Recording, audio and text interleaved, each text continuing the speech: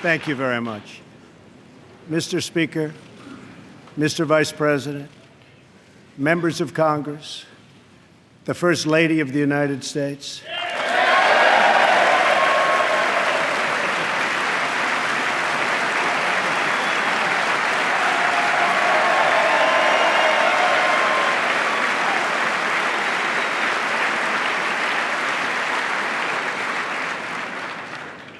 And citizens of America, tonight, as we mark the conclusion of our celebration of Black History Month, we are reminded of our nation's path toward civil rights and the work that still remains to be done. Recent threats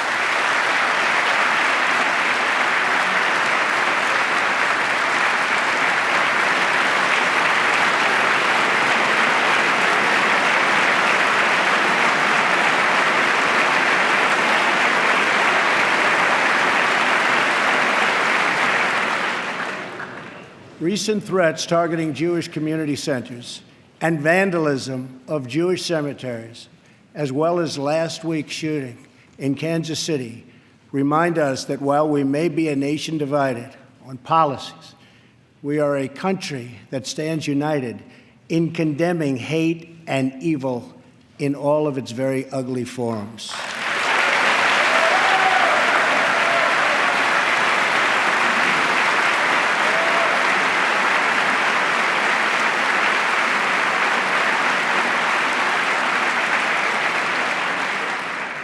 Each American generation passes the torch of truth, liberty, and justice in an unbroken chain all the way down to the present. That torch is now in our hands, and we will use it to light up the world.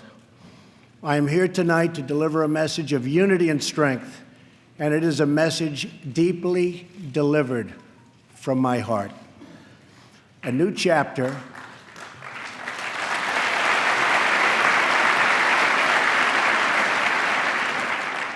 of American greatness is now beginning.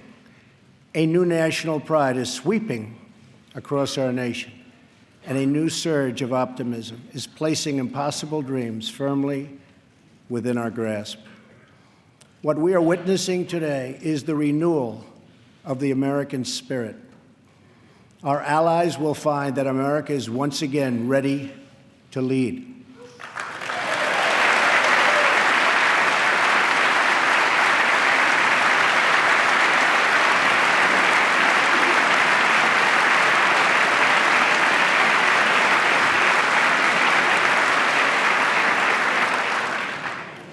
All the nations of the world, friend or foe, will find that America is strong, America is proud, and America is free. In 9 years, the United States will celebrate the 250th anniversary of our founding, 250 years since the day we declared our independence. It will be one of the great milestones in the history of the world. But what will America look like as we reach our 250th year? What kind of country will we leave for our children? I will not allow the mistakes of recent decades past to define the course of our future.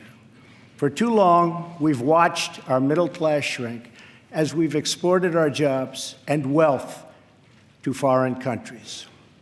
We've financed and built one global project after another, but ignored the fates of our children in the inner cities of Chicago, Baltimore, Detroit, and so many other places throughout our land. We've defended the borders of other nations while leaving our own borders wide open for anyone to cross and for drugs to pour in at a now unprecedented rate. And we've spent trillions and trillions of dollars overseas while our infrastructure at home has so badly crumbled. Then in 2016, the earth shifted beneath our feet. The rebellion started as a quiet protest, spoken by families of all colors and creeds, families who just wanted a fair shot for their children and a fair hearing for their concerns.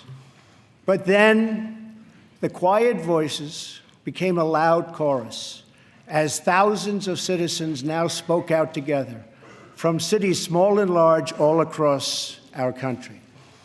Finally, the chorus became an earthquake, and the people turned out by the tens of millions, and they were all united by one very simple but crucial demand: that America must put its own citizens first, because only then can we truly make America great again.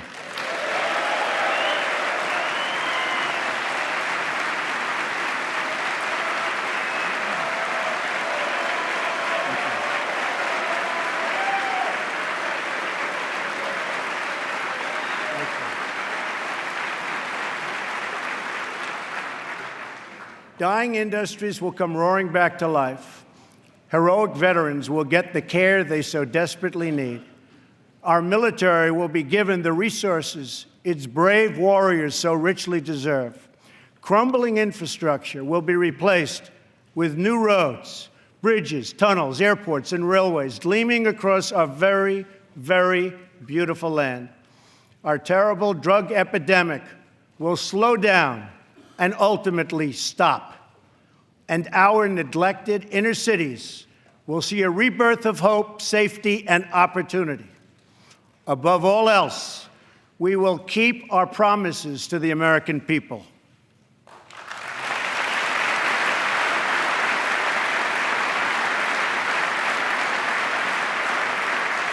Thank you. It's been a little over a month since my inauguration, and I want to take this moment to update the nation on the progress I've made in keeping those promises. Since my election, Ford, Fiat Chrysler, General Motors, Sprint, SoftBank, Lockheed, Intel, Walmart, and many others have announced that they will invest billions and billions of dollars in the United States and will create tens of thousands of new American jobs.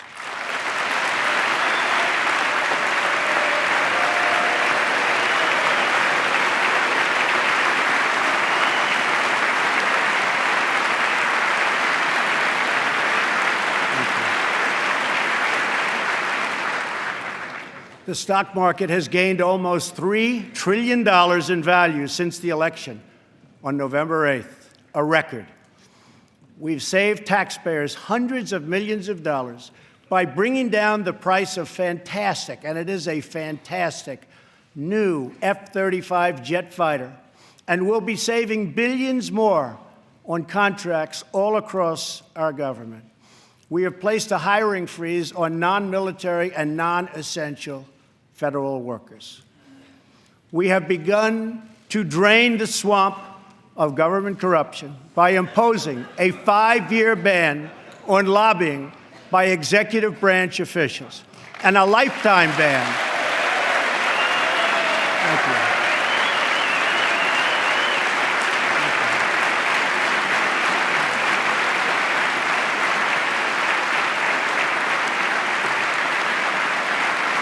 Thank you. And a lifetime ban on becoming lobbyists for a foreign government. We have undertaken a historic effort to massively reduce job-crushing regulations, creating a deregulation task force inside of every government agency.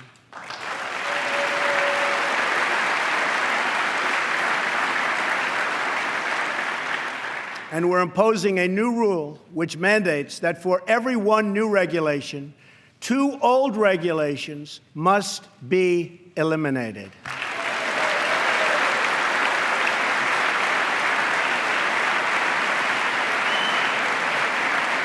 We're going to stop the regulations that threaten the future and livelihood of our great coal miners.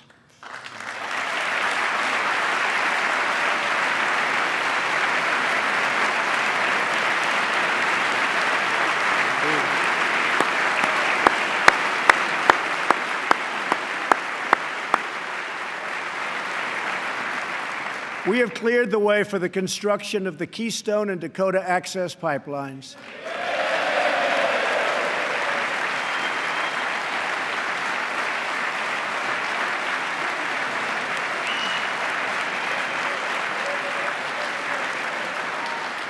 Thereby creating tens of thousands of jobs. And I've issued a new directive that new American pipelines be made with American steel.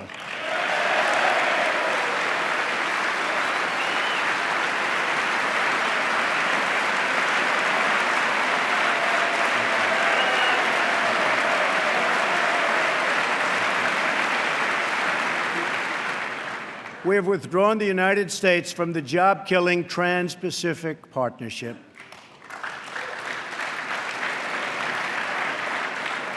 And with the help of Prime Minister Justin Trudeau, we have formed a council with our neighbors in Canada to help ensure that women entrepreneurs have access to the networks, markets, and capital they need to start a business and live out their financial dreams.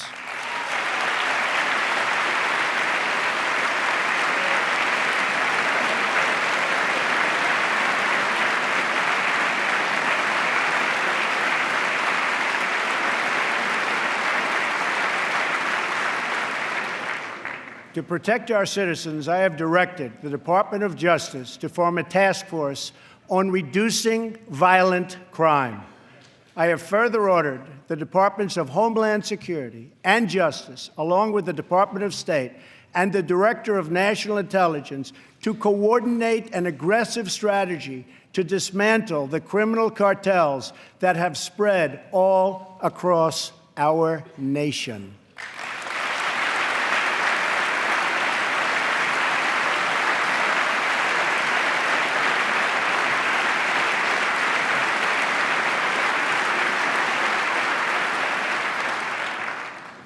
We will stop the drugs from pouring into our country and poisoning our youth, and we will expand treatment for those who have become so badly addicted.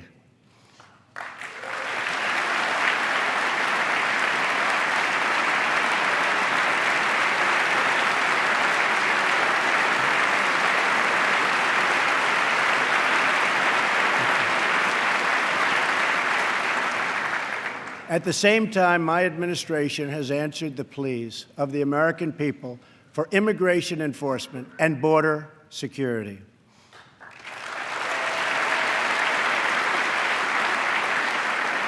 By finally enforcing our immigration laws, we will raise wages, help the unemployed, save billions and billions of dollars, and make our communities safer for everyone.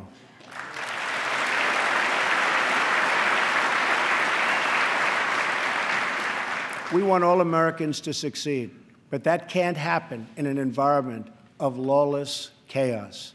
We must restore integrity and the rule of law at our borders.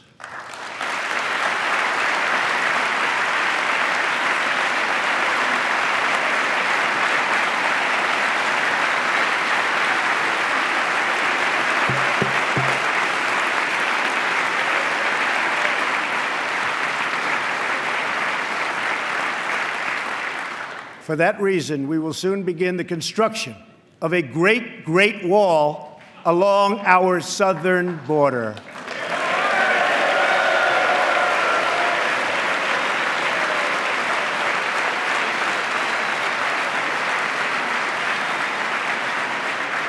As we speak tonight, we are removing gang members, drug dealers, and criminals that threaten our communities and prey on our very innocent citizens.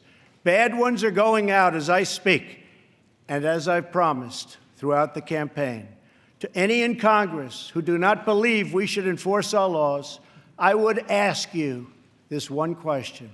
What would you say to the American family that loses their jobs, their income, or their loved one because America refused to uphold its laws and defend its borders?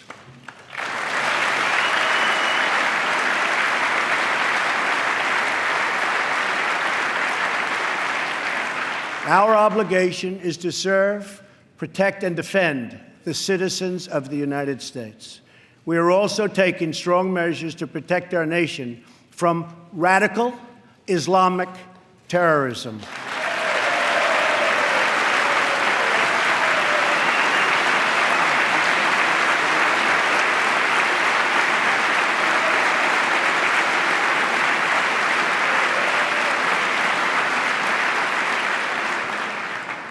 According to data provided by the Department of Justice, the vast majority of individuals convicted of terrorism and terrorism-related offenses since 9/11 came here from outside of our country. We have seen the attacks at home, from Boston to San Bernardino to the Pentagon, and yes, even the World Trade Center. We have seen the attacks in France, in Belgium, in Germany, and all over the world. It is not compassionate, but reckless to allow uncontrolled entry from places where proper vetting cannot occur.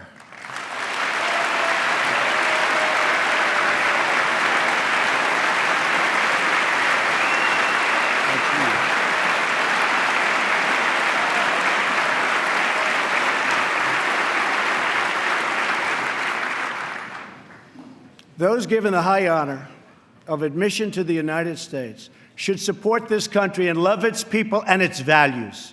We cannot allow a beachhead of terrorism to form inside America. We cannot allow our nation to become a sanctuary for extremists.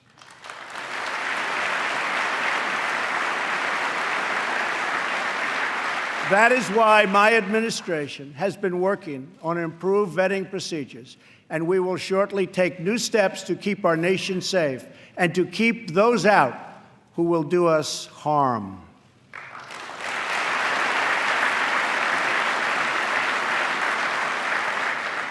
As promised, I directed the Department of Defense to develop a plan to demolish and destroy ISIS, a network of lawless savages that have slaughtered Muslims and Christians and men and women and children of all faiths and all beliefs.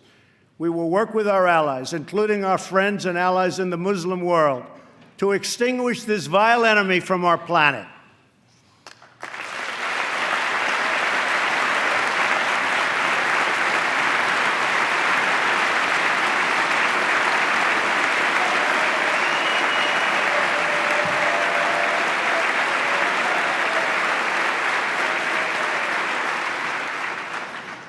I have also imposed new sanctions on entities and individuals who support Iran's ballistic missile program and reaffirmed our unbreakable alliance with the State of Israel.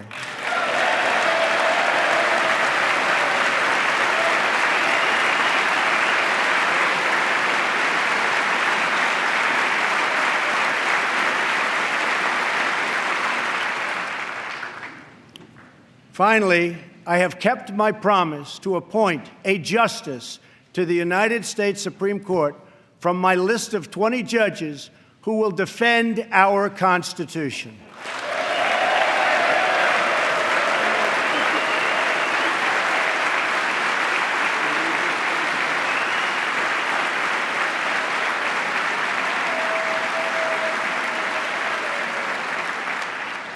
I am greatly honored to have Maureen Scalia with us in the gallery tonight.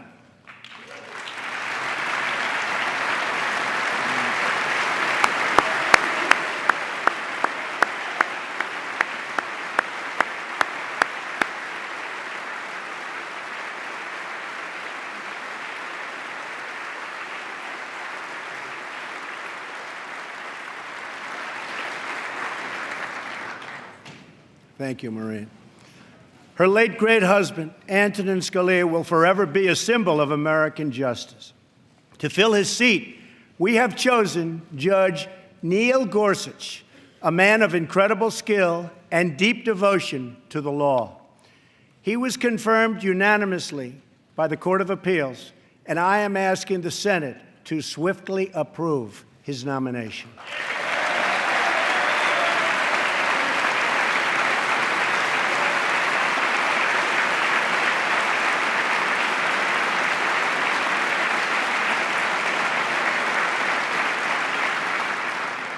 Tonight, as I outline the next steps we must take as a country, we must honestly acknowledge the circumstances we inherited. 94 million Americans are out of the labor force. Over 43 million people are now living in poverty, and over 43 million Americans are on food stamps. More than 1 in 5 people in their prime working years are not working. We have the worst financial recovery in 65 years. In the last 8 years, the past administration has put on more new debt than nearly all of the other presidents combined. We've lost more than 1/4 of our manufacturing jobs since NAFTA was approved, and we've lost 60,000 factories since China joined the World Trade Organization in 2001. Our trade deficit in goods with the world last year was nearly $800 billion. And overseas, we have inherited a series of tragic foreign policy disasters. Solving these and so many other pressing problems will require us to work past the differences of party. It will require us to tap into the American spirit that has overcome every challenge throughout our long and storied history. But to accomplish our goals at home and abroad, we must restart the engine of the American economy, making it easier for companies to do business in the United States and much, much harder for companies to leave our country.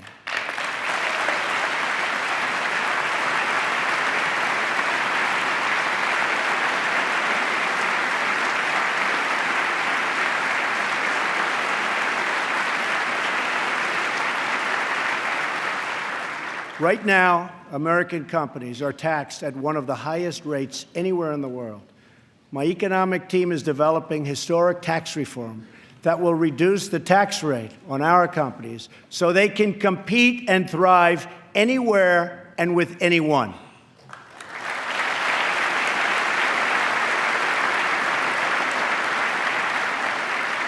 It will be a big, big cut. At the same time, we will provide massive tax relief for the middle class. We must create a level playing field for American companies, and our workers have to do it.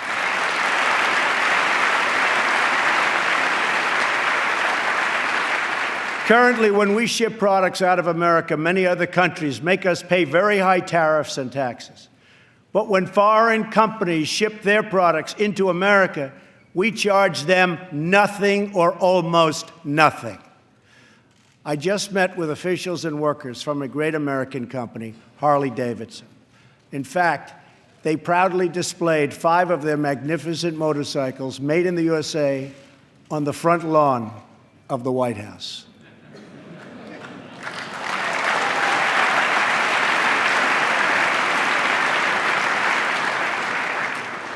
And they wanted me to ride one, and I said, no, thank you.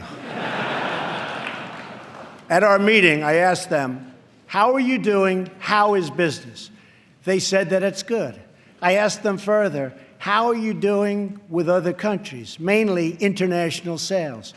They told me without even complaining, because they have been so mistreated for so long that they've become used to it, that it's very hard to do business with other countries because they tax our goods at such a high rate. They said that in the case of another country, they tax their motorcycles at 100%. They weren't even asking for a change, but I am. I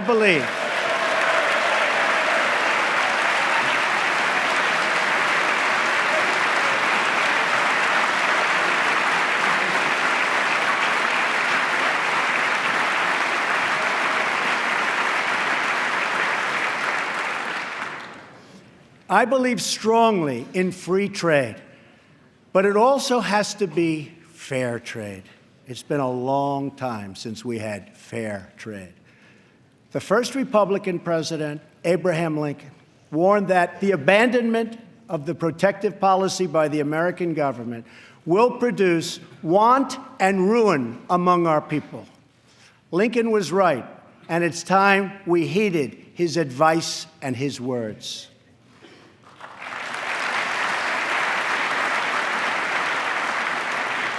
I am not going to let America and its great companies and workers be taken advantage of us any longer. They have taken advantage of our country. No longer.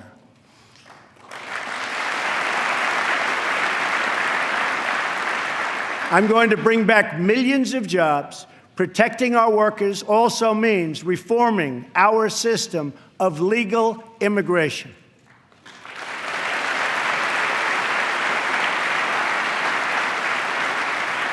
The current outdated system depresses wages for our poorest workers and puts great pressure on taxpayers.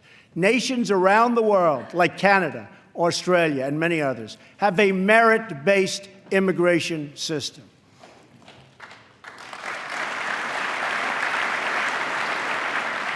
It's a basic principle that those seeking to enter a country ought to be able to support themselves financially. Yet in America, we do not enforce this rule, straining the very public resources that our poorest citizens rely upon. According to the National Academy of Sciences, our current immigration system costs American taxpayers many billions of dollars a year.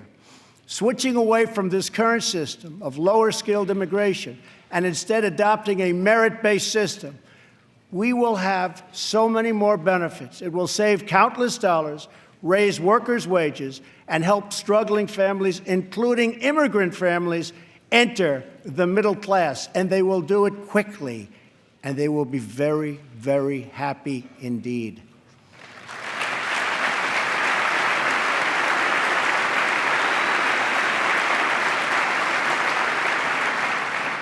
I believe that real and positive immigration reform is possible as long as we focus on the following goals: to improve jobs and wages for Americans, to strengthen our nation's security, and to restore respect for our laws. If we are guided by the well-being of American citizens, then I believe Republicans and Democrats can work together to achieve an outcome that has eluded our country for decades.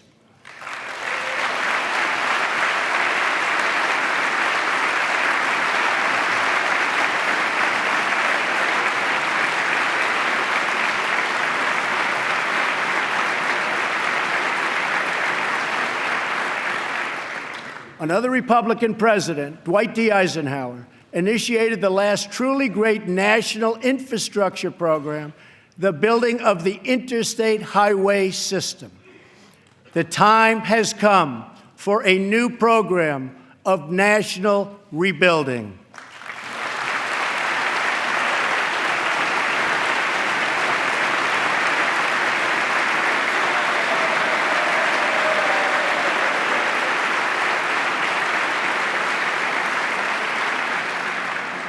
America has spent approximately $6 trillion in the Middle East. All the while, our infrastructure at home is crumbling. With this $6 trillion, we could have rebuilt our country twice, and maybe even 3 times if we had people who had the ability to negotiate.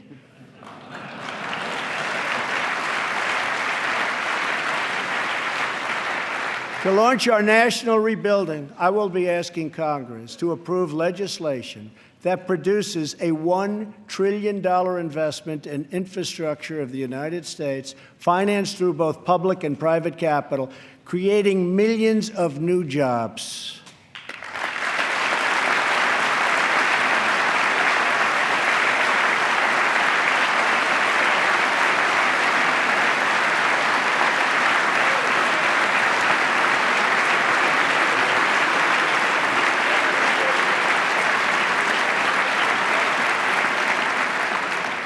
This effort will be guided by 2 core principles: Buy American and Hire American.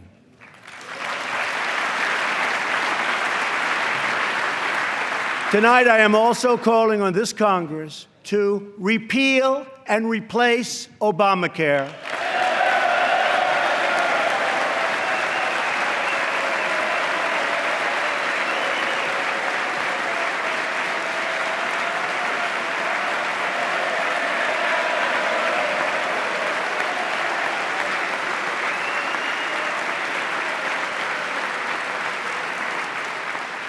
with reforms that expand choice, increase access, lower costs, and at the same time provide better health care.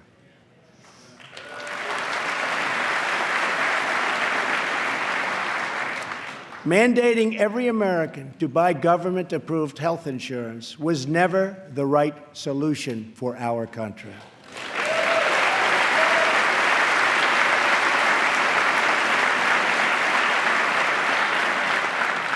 The way to make health insurance available to everyone is to lower the cost of health insurance, and that is what we are going to do.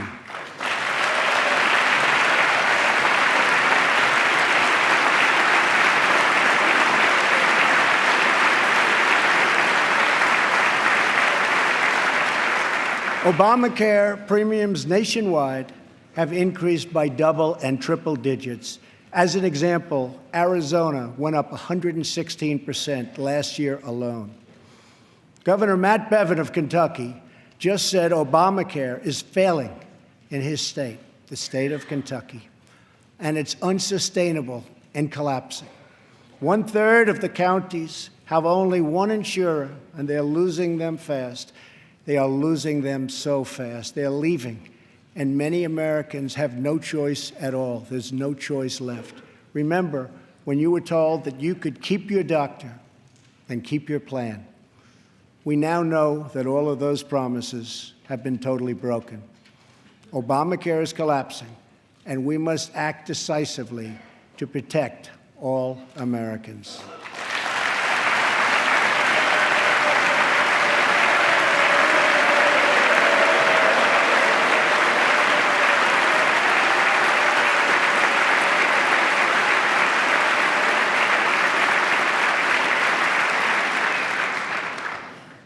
Action is not a choice, it is a necessity.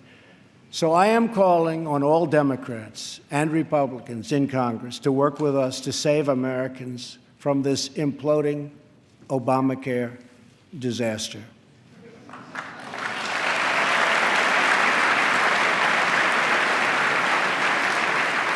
Here are the principles that should guide Congress as we move to create a better health care system for all Americans. First, we should ensure that Americans with pre-existing conditions have access to coverage and that we have a stable transition for Americans currently enrolled in the health care exchanges.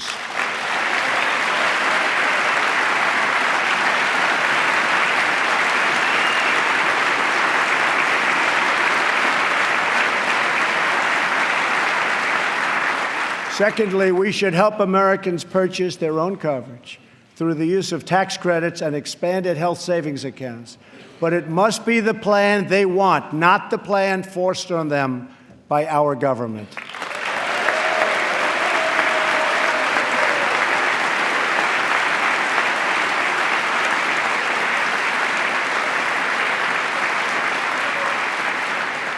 Thirdly, we should give our state governors the resources and flexibility they need with Medicaid to make sure no one is left out.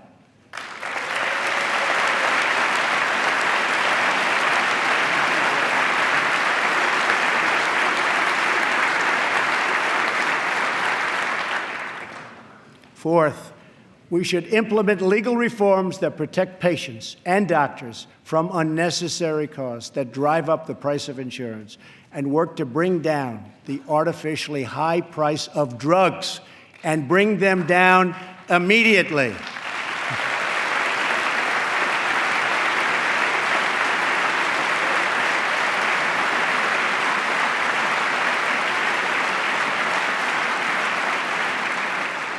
And finally, the time has come to give Americans the freedom to purchase health insurance across state lines.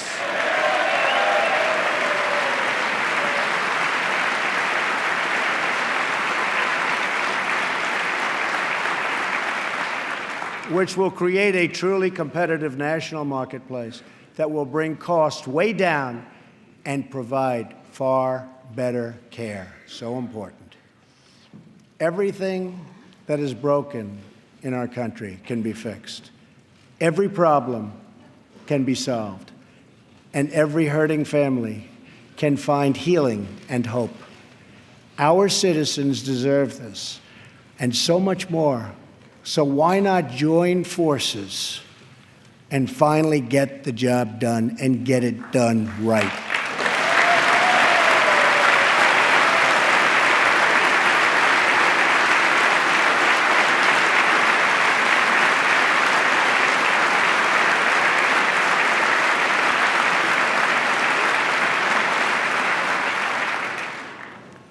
On this and so many other things, Democrats and Republicans should get together and unite for the good of our country and for the good of the American people.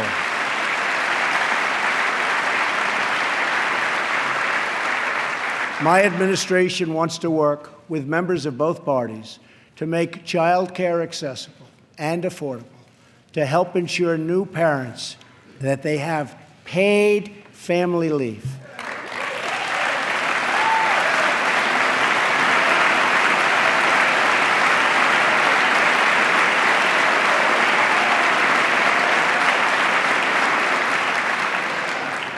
to invest in women's health, and to promote clean air and clean water, and to rebuild our military and our infrastructure.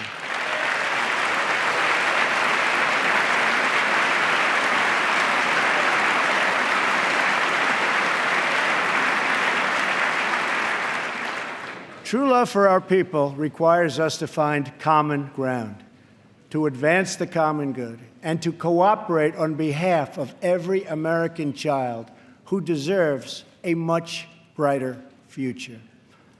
An incredible young woman is with us this evening who should serve as an inspiration to us all. Today is Rare Disease Day, and joining us in the gallery is a rare disease survivor, Megan Crowley. Megan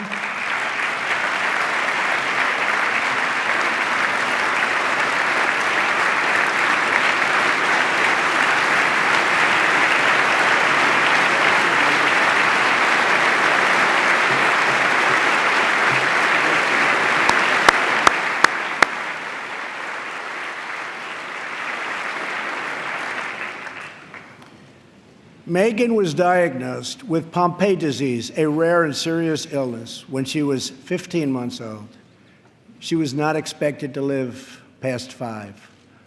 On receiving this news, Megan's dad, John, fought with everything he had to save the life of his precious child. He founded a company to look for a cure and helped develop the drug that saved Megan's life. Today, she is 20 years old and a sophomore at Notre Dame.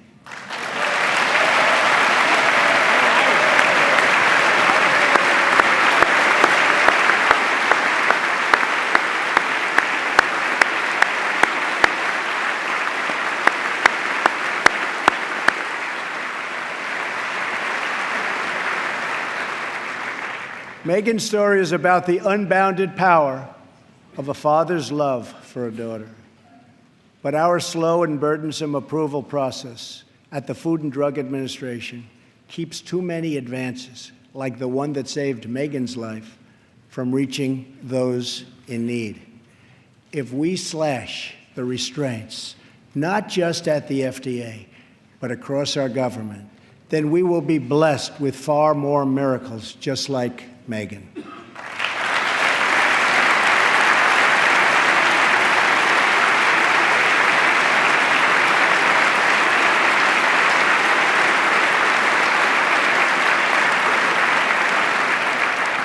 In fact, our children will grow up in a nation of miracles.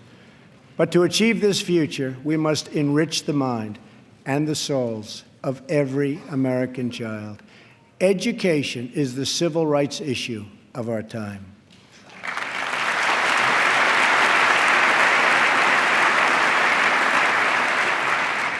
I am calling upon members of both parties to pass an education bill that funds school choice for disadvantaged youth, including millions of African American and Latino children.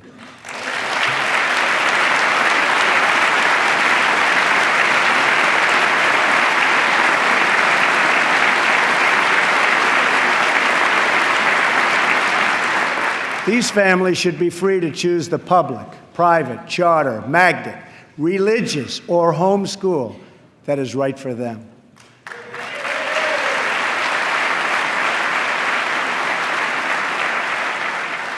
Joining us tonight in the gallery is a remarkable woman, Denisha Merriweather. As a young girl, Denisha struggled in school and failed third grade twice. But then she was able to enroll in a private center for learning, great learning center, with the help of a tax credit and a scholarship program. Today, she is the first in her family to graduate not just from high school, but from college. Later this year, she will get her master's degree in social work. We want all children to be able to break the cycle of poverty, just like Denisha.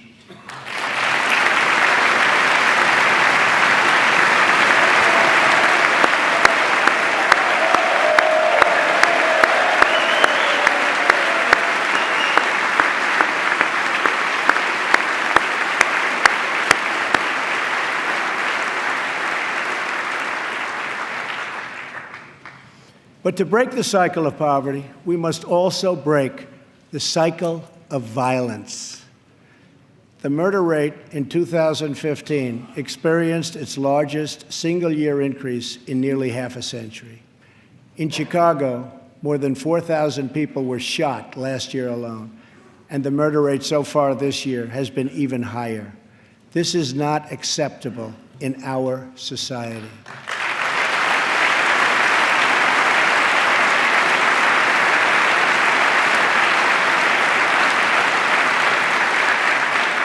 Every American child should be able to grow up in a safe community, to attend a great school, and to have access to a high-paying job.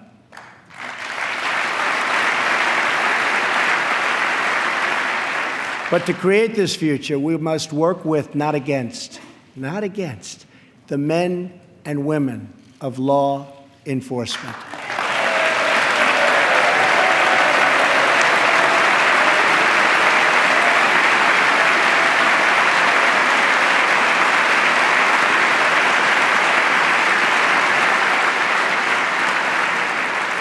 We must build bridges of cooperation and trust, not drive the wedge of disunity and really it's what it is, division. It's pure, unadulterated division. We have to unify. Police and sheriffs are members of our community. They're friends and neighbors. They're mothers and fathers, sons and daughters, and they leave behind loved ones every day who worry about whether or not they'll come home safe and sound. We must support the incredible men and women of law enforcement.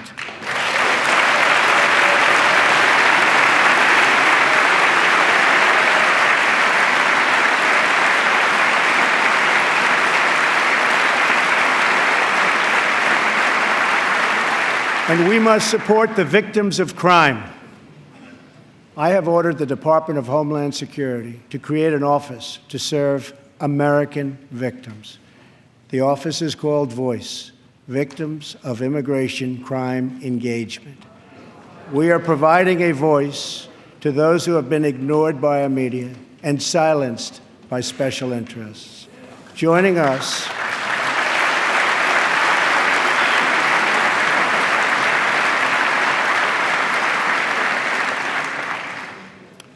in the audience tonight are four very brave Americans whose government failed them. Their names are Jamil Shaw, Susan Oliver, Jenna Oliver, and Jessica Davis. Jamil's 17-year-old son was viciously murdered by an illegal immigrant gang member who had just been released from prison. Jamil Shaw Jr. was an incredible young man with unlimited potential who was getting ready to go to college where he would have excelled as a great college quarterback. But he never got the chance. His father, who is in the audience tonight, has become a very good friend of mine. Jamil, thank you. Thank you.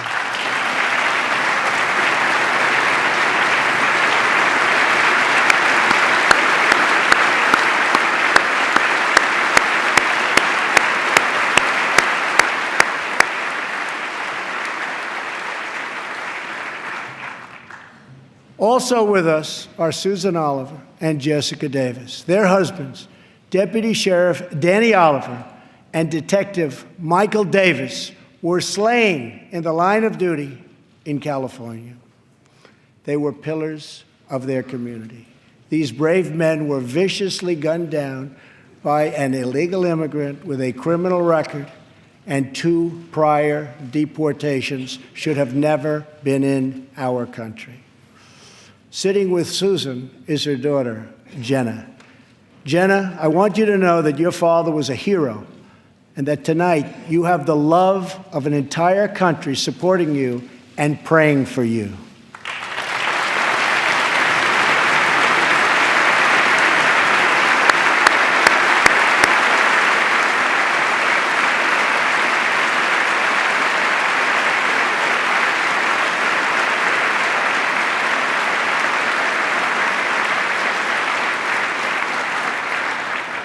To Jamil, Jenna, Susan, and Jessica, I want you to know that we will never stop fighting for justice.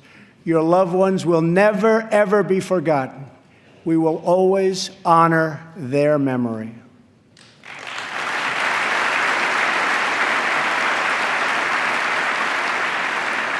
Finally, to keep America safe, we must provide the men and women of the United States military with the tools they need to prevent war. If they must, they have to fight, and they only have to win.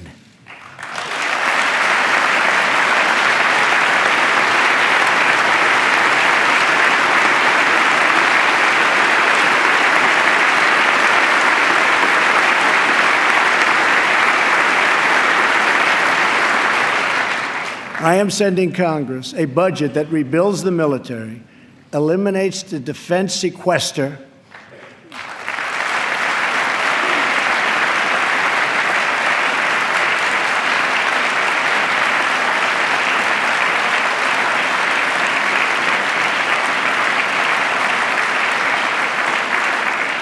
and calls for one of the largest increases in national defense spending in American history. My budget will also increase funding for our veterans. Our veterans have delivered for this nation, and now we must deliver for them.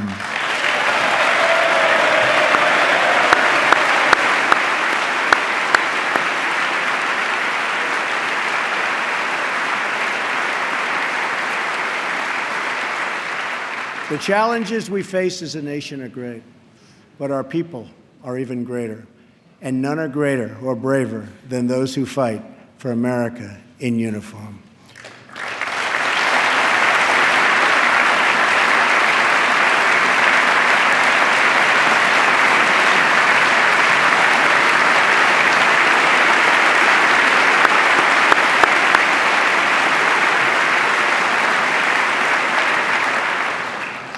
We are blessed to be joined tonight by Corinne Owens, the widow of U.S. Navy Special Operator, Senior Chief William Ryan Owens.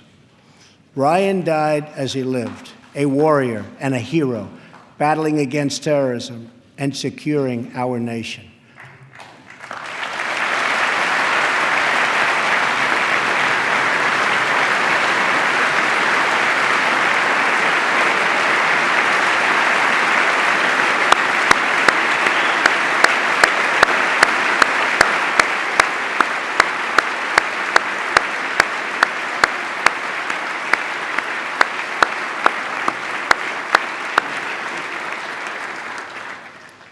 I just spoke to our great General Mattis just now, who reconfirmed that, and I quote, Ryan was a part of a highly successful raid that generated large amounts of vital intelligence that will lead to many more victories in the future against our enemy. Ryan's legacy is etched into eternity. Thank you. Thank you.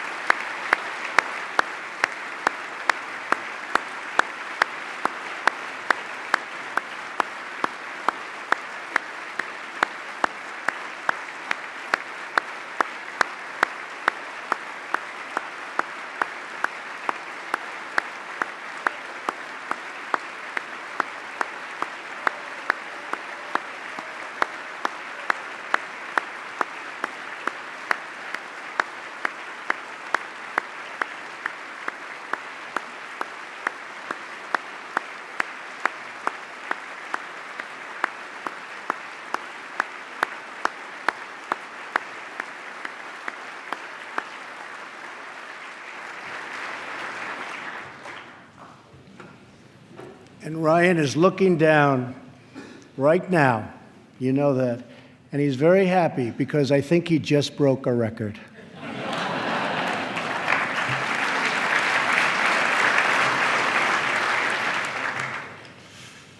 For as the Bible teaches us, there is no greater act of love than to lay down one's life for one's friends. Ryan laid down his life for his friends, for his country, and for our freedom. And we will never forget Ryan.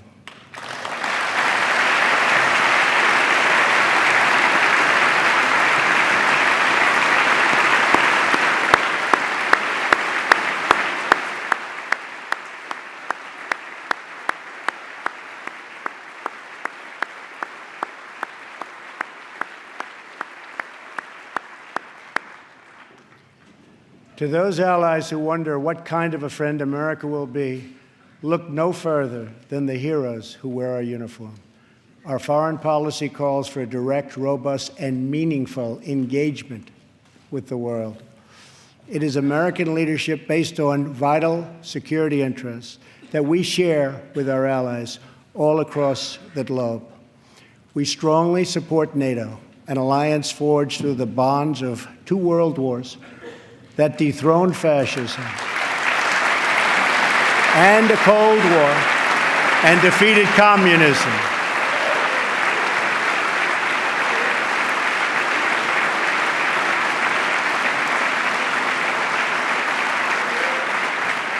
But our partners must meet their financial obligations. And now, based on our very strong and frank discussions, they are beginning to do just that. In fact, I can tell you the money is pouring in. Very nice. Very nice.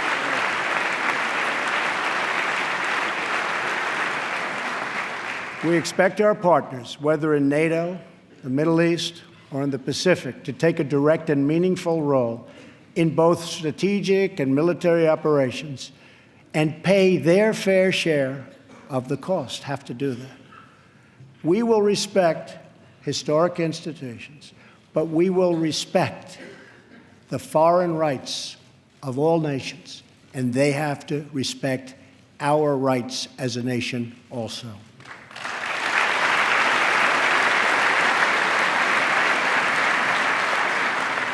Free nations are the best vehicle for expressing the will of the people, and America respects the right of all nations to chart their own path. My job is not to represent the world. My job is to represent the United States of America.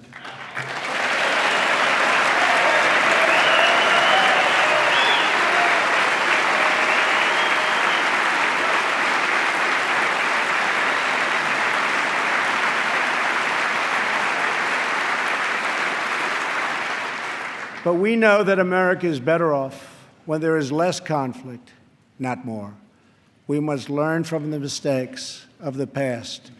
We have seen the war and the destruction that have ravaged and raged throughout the world, all across the world. The only long-term solution for these humanitarian disasters, in many cases, is to create the conditions where displaced persons can safely return home and begin the long, long process of rebuilding.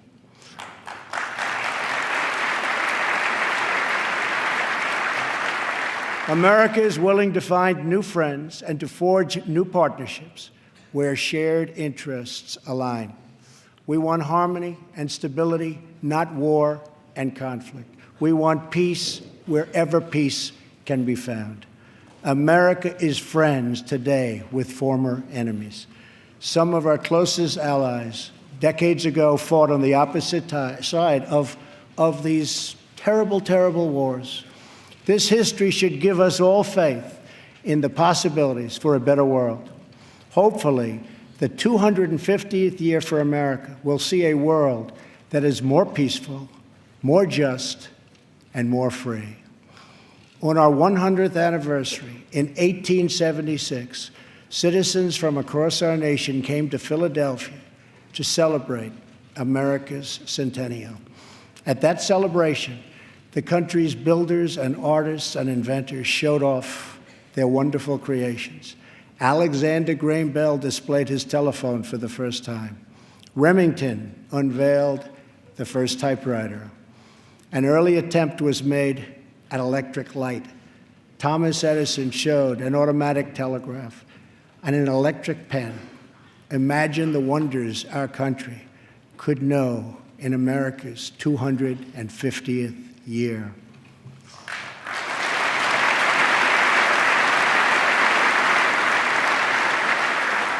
Think of the marvels we can achieve if we simply set free the dreams of our people. Cures to the illnesses that have always plagued us are not too much to hope. American footprints on distant worlds are not too big a dream. Millions lifted from welfare to work is not too much to expect. And streets where mothers are safe from fear, schools where children learn in peace, and jobs where Americans prosper and grow are not too much to ask.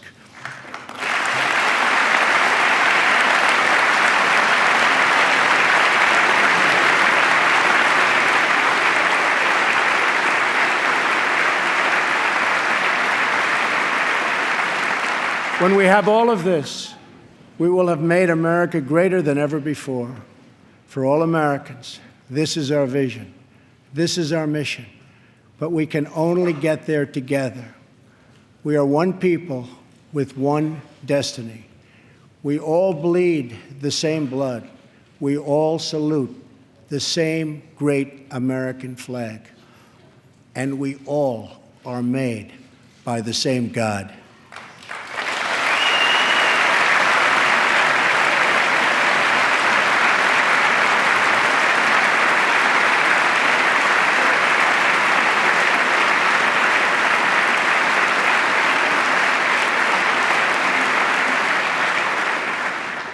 When we fulfill this vision, when we celebrate our 250 years of glorious freedom, we will look back on tonight as when this new chapter of American greatness began.